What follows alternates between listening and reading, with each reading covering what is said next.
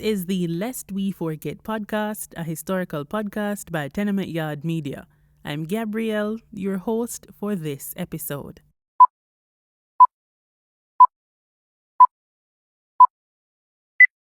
The Clark's brand as we know it today was established in 1825. The company was founded by brothers Cyrus and James Clark in Somerset, England. By March 1828, James, who was now 16, began working for his brother as an unpaid apprentice. At this time, the company was making sheepskin rugs among other materials. So to make a little extra money on the side, James began to use the sheepskin that couldn't make the rugs to make slippers for men and women.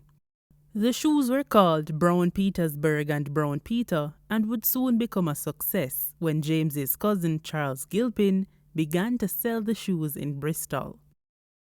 In 1933, Cyrus brought in James as full partner and the company began trading as C&J Clark. With the help of their Quakers network, by 1943, the company expanded distribution all over the United Kingdom, Ireland, Canada, and Australia. Around this time, they were producing at least 12,000 pairs of shoes a year. The shoes became even more widely popular as the years went by. In 1851, at London's Great Exhibition, the C&J stand was visited by Queen Victoria and Prince Albert. Soon after, the company was awarded 2 exhibition medals in recognition of their services to the British industry.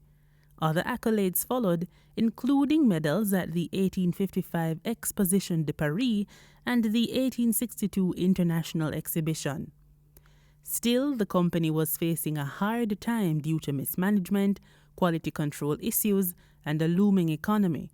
And so by 1863, C&J Clark was on the brink of bankruptcy. To solve the issue, Cyrus and James leaned on their family and Quakers network and secured the funds to keep the business afloat. Then the company went through another change where the brothers gave control of the business to James's 24-year-old son, William Stephen Clark. Under William's leadership, the business moved to outworking to production with new technologies as well as moving to a new factory. Then the business was split off in 1870, where one enterprise dealt with the sheepskin business and the other dealt exclusively with shoemaking. Throughout the rest of the 1800s, the business developed wider varieties of shoes and upmarking. Overseas, marking expanded to wider Europe, South America, and South Africa.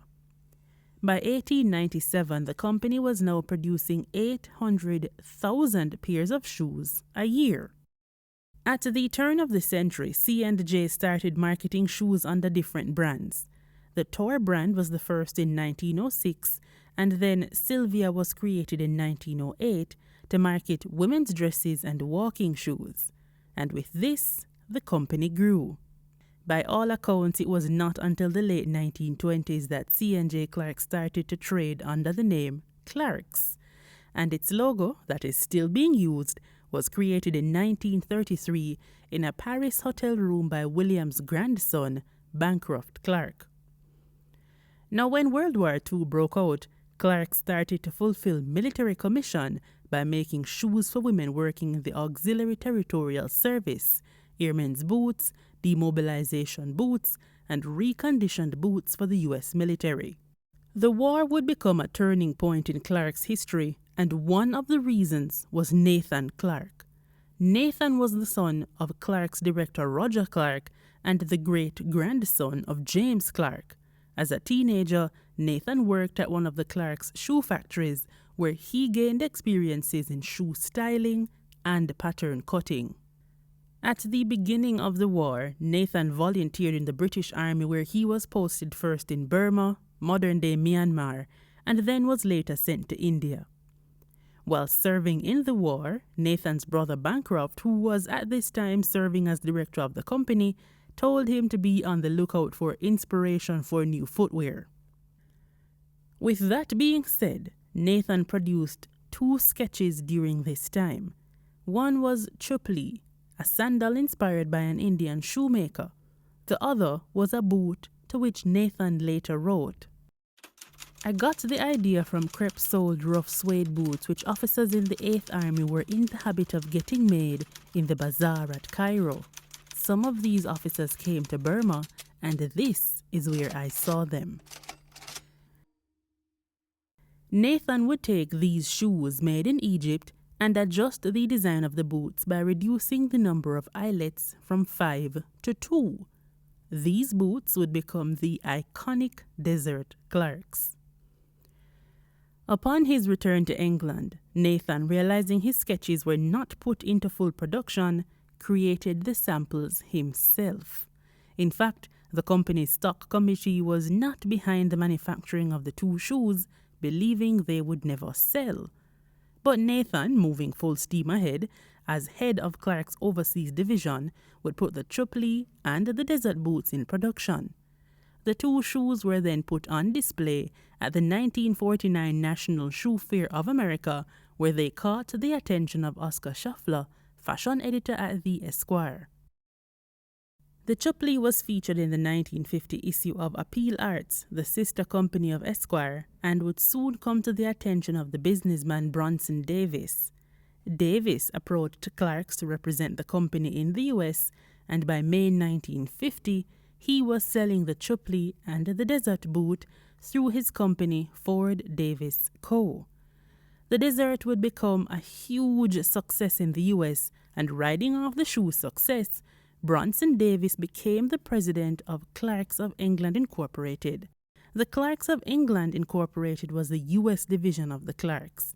Still, sales in the U.S. would continue to grow immensely, and by 1969, the Desert boot was the most exported shoe in North America by the British footwear industry.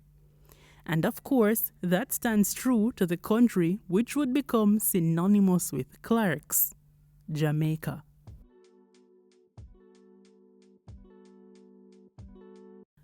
In November 1911, Colonel Henry Emerson Smith became Clark's first agent in the West Indies. Upon coming to the Caribbean, he arrived with 96 samples of Clark's shoes, which would be sold on a commission of 5%. Still, the shoes didn't do as well as everyone expected, and by 1921, the company closed their outlet in the region. In the later years of the 1920s, though, there were plenty stores across Jamaica which carried English brands, such as Austin Reed, Saxon, Liberty, and Burberry. But one store in Jamaica was known to carry Clark's shoes, and that was Nathan's. Nathan's, formerly known as Nathan and Godfrey, was a Jewish Jamaican store with outlets across the island. Its main outlet was on the corner of King Street and Barry Street in Kingston, and at this time was the largest department store in the English-speaking West Indies. Al Fingers, in his book, Clark's in Jamaica, stated that the Nathan's store was probably the first store to sell Clark's on the island. The company's sales did well enough in the 1920s that Clark's would make them the sole Jamaican outlet by 1930, and this would remain so right up to the 1940s. Nathan's department store, however, would be bought by Abe Issa, making him the island's top retailer. Another notable seller was Sinclair Henry Taylor. In 1933, Clark's went into business with Taylor, who had a showroom on Water Lane in Kingston.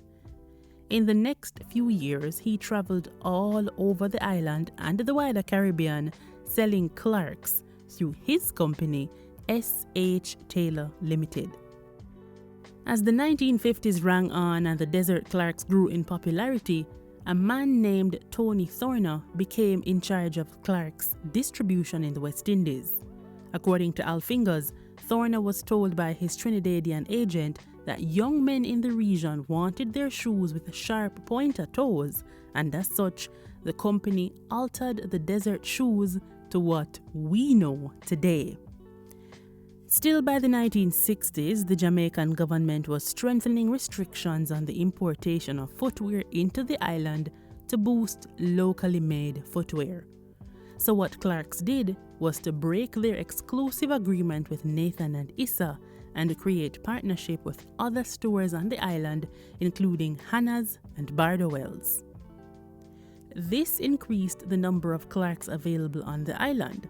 Still, given the popularity of the Clarks shoes on the island, notably the Desert Clarks, there was a brief moment that Clarks was looking into manufacturing Clarks on the island, when concerns arose that the Jamaican government would have a complete ban on imported footwear to the island. The Jamaican government was even looking into supporting the local manufacturing of the shoes, but the company's board eventually disapproved. As reported in an article published in the Daily Gleaner on August 12, 1966, titled "Britain Comes September to Teach Shoemaking," a Clark's shoemaker named Robert Taylor was sent to the island to teach shoemaking to Jamaica Youth Corps. In years to come, Clark's would supply equipment to local Jamaican shoemakers. Nevertheless, due to the boost in availability of Clarks on the island, sales skyrocketed. By 1970s, Jamaica was one of Clark's top 10 exporter countries, with sales averaging £100,000 annually.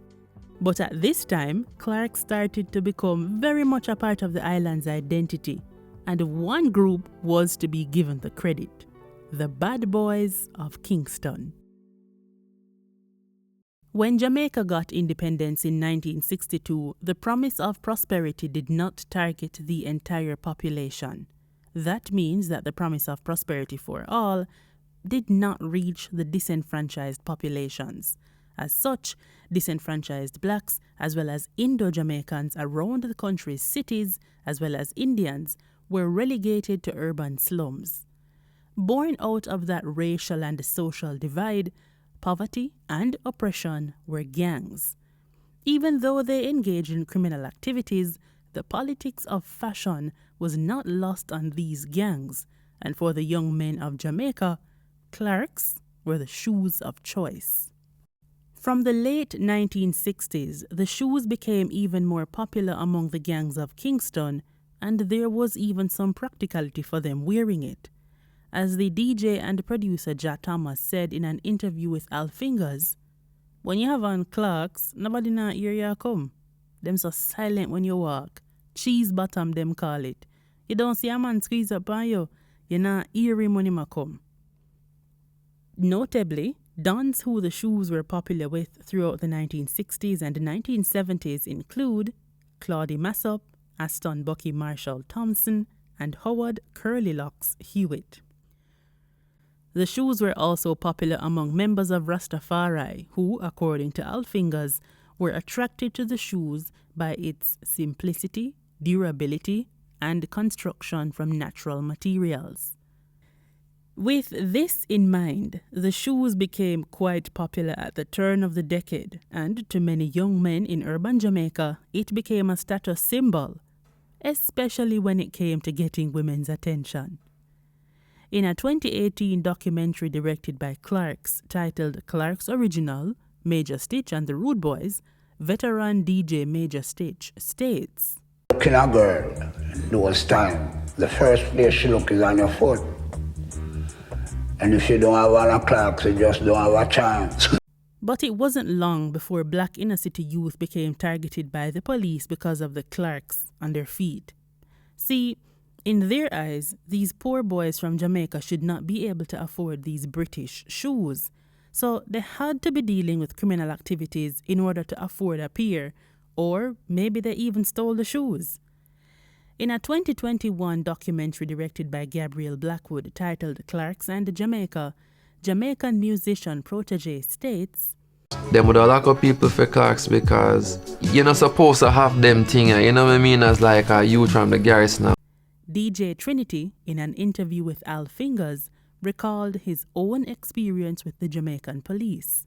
According to him, the police said, "You must be a thief, or else you could afford such expensive shoes." And so, the arrest of black men wearing Clarks occurred across Kingston and St. Andrew, specifically West Kingston. There is one noticeable incident during this time of this police tactic when police officers led by Superintendent Joe Williams raided a Sir Coxsone dance. He reportedly told the DJ to turn down the music and then declared, "All who wearing Clark's booty must go on that side of the dance. Stand up over here, so. And who not wearing Clark's booty must go on this side." As reported, many men went shoeless that night, having taken off their shoes to join the no-wearing Clark's line. Still, this continued throughout the years, and by the early 1980s, the tactic was still being used. Criminologist and expert on Jamaican gangs Dr. Claude McKay recalled his father Ronald McKay using similar tactics to raid dances and cinemas as a member of the Jamaica Constabulary Force Eradication Squad in the early 1980s. As Major Stitch says, "Once I 1 o'clock, she's a rude boy. That's how the police check it."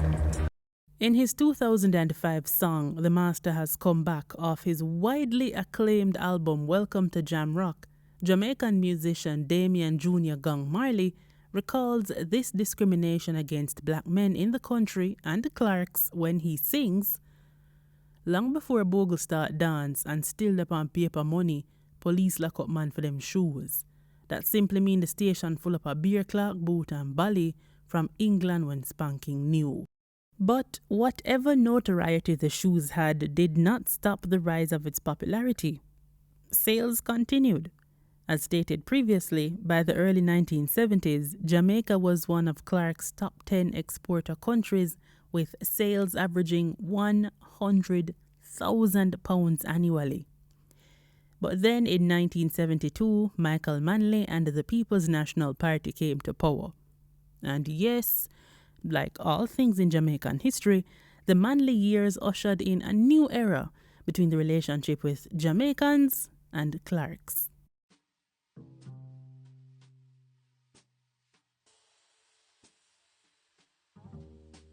One of the policies implemented by the Manley-led PNP government in the early 1970s was one meant to drive self-resilience of the nation's agricultural and manufacturing sectors. The highlight of this self-resilience initiative was Operation Grow. Grow what you eat and eat what you grow, an initiative which in recent years has actually been brought back by the Jamaican government. Another highlight was the prohibition of certain foreign-made goods into the island, and on that list were foreign-made shoes. Now remember, even though Clarks is synonymous with Jamaica and Jamaicans, it is a British-made shoe, and so under this new government policy, Clarks were impacted. Therefore, when a ban was placed on the importation of Clarks, it ended the official and legal import of Clarks into Jamaica. Still, that never really stopped persons from getting the shoes into the island.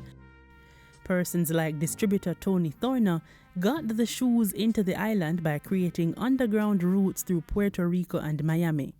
Former director of the Clarks UK division, Neville Gillibrand, states that persons with coffin businesses in Miami would stuff the Clarks shoes in coffins to get the shoes through Jamaica customs.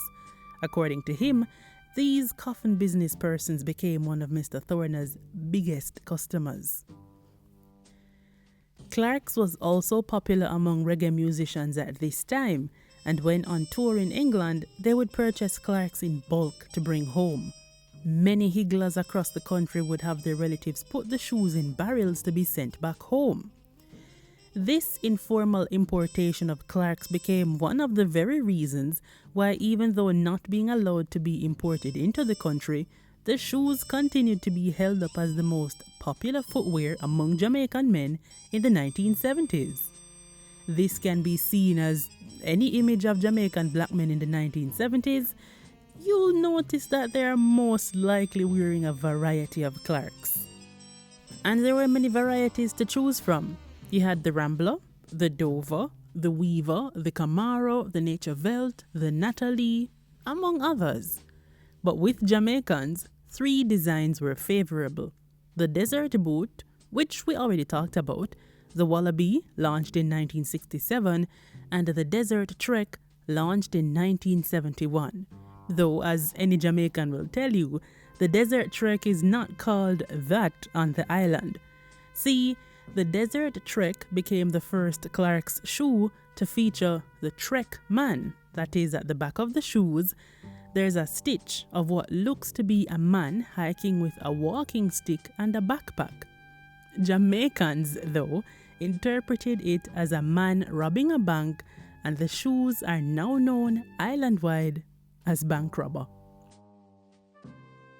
Still, the 1970s saw reggae become a national identity, and as many musicians gravitated towards the shoes, Clark's too solidified its position as part of Jamaica's national identity. When the Jamaica Labour Party came to power in 1980, many of the import restrictions were lifted and Clark's flowed into the country without issues. But by this time, dancehall was on the rise, and those artists too gravitated toward the footwear. Popularly paired with diamond socks and a mesh merino, these early dancehall artists continued to propel Clark's popularity. As reggae musician Iba Mar documents in his 2015 song Diamond Socks, where the music video is an ode to the early years of Jamaican dancehall. In a me diamond socks and me walla big locks and me arrow shirt and me mesh marina, I red, green and gold me inna. Well, I when me step in at the senior in a me diamond socks and me walla big locks and me arrow shirt and me mesh marina. I tell you say me in ya where you get elbow well. And so the popularity of the shoes would remain steady and became a cultural status symbol throughout the decade and the next. Then when Jamaican immigrants to the US brought Clark's fashion with them, it gained the attention of Black Americans and coined a new fashion sense in that community. One of these persons who this had a major influence on was Ghostface Killah, a member of the Wu-Tang Clan who was known for Wallaby being his choice of footwear. As he said in the documentary Souls of the City, how I got introduced to Clark's, to the Wallies, with the Jamaicans and the Guyanese cats that was out there getting money. And that came from Raekwon's project, Paul Kill. The album cover art for the 1996 debut album Iron Man featured him with bandmate Raekwon and Capadonna posing with multiple pairs of wallabies. Nevertheless, the early 2000s saw a somewhat decline in its popularity, primarily thanks to rap and the Black American culture on the island. At this time, Nikes, Jordans, Reeboks, those became more popular. But then came March 2010, when then upcoming dancehall artist Popcorn asked his mentor Vybz Kartel, tell me something, when you get that new flats there, daddy? The release of Clark's by Vybz Kartel featuring Popcorn and Gaza Slim created a new age craze for the shoes. In the weeks following the release of the song, it climbed major music charts in Jamaica, the Caribbean, and the diaspora. Kartel then followed up the massive hit with Clark's Again and Clark's 3. Thanks to the trio of songs, sales of the shoes reached record levels, resulting in the doubling of prices.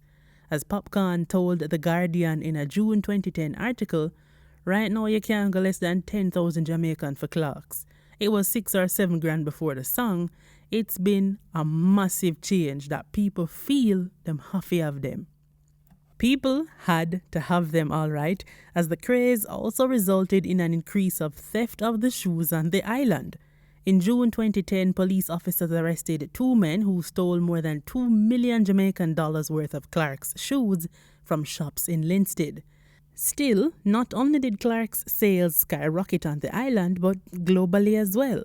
As BBC One Extra DJ Robbo Ranks said at the time about the song's influence, online I went to order a pair of black ankle desserts. Sold out. You go out to find Clark's, you can't find desserts. In my local in West London, there's none in there. Furthermore, the Clark's company also saw major profits. The craze due to the songs helped push the shoemaker's bottom line over the $100 million mark worldwide. Gemma Merchant, senior account manager for Clark's Originals in the UK, told The Guardian that the company has seen increased interest and demand in particular areas of the UK shortly after the song became big in Jamaica. Still, Vybz Kartel and his song's lasting impact has been its influence on an early millennial and Gen Z generation's interest in the shoes and modern Jamaica's fashion industry. As Lila Ike stated in that 2021 Clark's documentary, and then naturally in my generation, Vybz Kartel and Popcorn come and just revolutionize it, you know? In years to come, other dancehall artists have followed in Kartel's footsteps and have paid homage to the shoes. In recent years, there's Shensia and Tommy Lee, Bridget's and Clark's, and Javilani with Clark's Pamfoot. There has also been an increase of Jamaican women wearing the shoe brand. Musicians, even the most noticeable of its appreciators is Lila Ike, and even though Vybz Kartel did not get any form of promotion, brand deal or monetary proceedings from Clark's company during the height of his reign over Jamaican music, in recent years, Clark's have partnered with other Jamaicans and have paid homage to the country. In 2020, the company launched a series of shoes in collaboration with Jamaican-born England footballer Raheem Sterling. In March 2021, Clark's launched a collection of 4 shoes which pay tribute to Jamaica, where a month later, they followed up with the Gabrielle Blackwood-directed documentary, Clark's and Jamaica. Today, the shoes have re-emerged their status as the it shoe among Jamaicans. And this can be considered both good and bad, as there have been many cases in Jamaican society of persons being attacked for stepping on someone's Clarks. And in the most bizarre case, thanks to Prime Minister Andrew Holness and his famous Green Desert Clarks, the shoes have become a political marketing tool for politicians. But who would have thought that a shoe that was synonymous with alleged criminals in 1960s Jamaica, a shoe that people had to sneak into the country in the 70s, has today become the country's unofficial national shoe?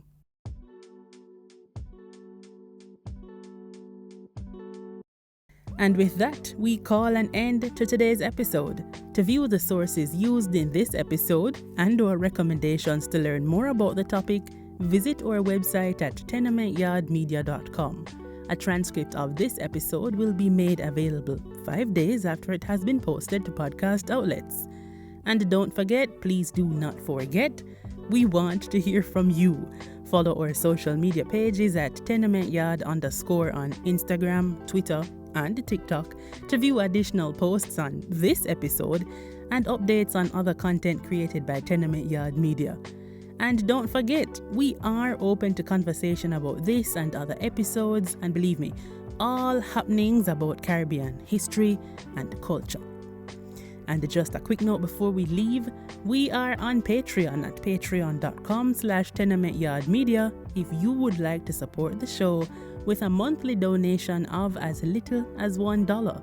You can also make a donation of your choice at tenementyardmedia.com. Until next time, I'm your host, Gabrielle, and this has been Lest We Forget, a historical podcast from Tenement Yard Media. Walk good.